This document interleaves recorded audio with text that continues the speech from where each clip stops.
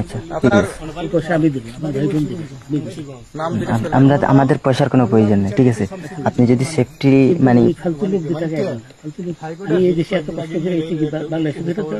জি না, আচ্ছা ঠিক আছে। পিতার নাম মরহুম আব্দুল হাকিম চৌধুরী। আব্দুল হাকিম চৌধুরী, গুড। জি, আপনি ইন্ডিয়া পালাইতেছেন কেন বলেন? ভয়ে পালাইতেছি। কার বইয়ে? আর প্রশাসনের ভয়ে। প্রশাসনের বইয়ে? ওই একটা নিয়ে বলছিলেন যে ইয়ের বাচ্চা দীপ্তি চৌধুরী, ওইটা আমি খবর চাইছি। নামটা বলার পরে আমি বলি আপনাকে, আমি এই রোগী কিছু আমি তো কত রুগী নেই মিডিয়াতে তো খুব সুন্দর। আচ্ছা আচ্ছা শোনেন, আপনার কাছে এই মুহূর্তে এরা যখন ধরছে আমাদের প্রতিনিধি কি কি ছিল সাথে?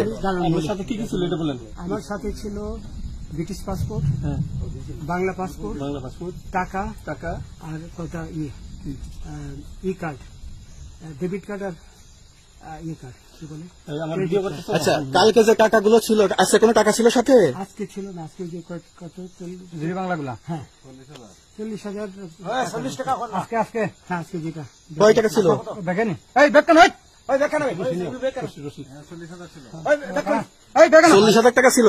কালকে যে দুজন টাকা নিছে ওদের কাছে কত টাকা ছিল?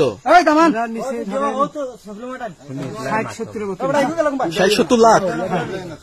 আচ্ছা 60-70 লাখ, আচ্ছা নিয়ে গেছে।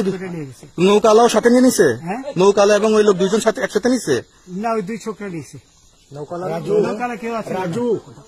রাজু না, কেউ ছিল না। আচ্ছা, ওনাদের ফোন নাম্বার আছে আপনার কাছে? জানা দিছে? কিছু নাই, আমার ফোন নাম্বার সব নিয়ে গেছে। সত্য কথাটা বলেন। আপনি কত টাকা কন্টাক্টে আসছেন? আমি 15,000 টাকা ওদের বলছিলাম, ওইটা আমি দিছি।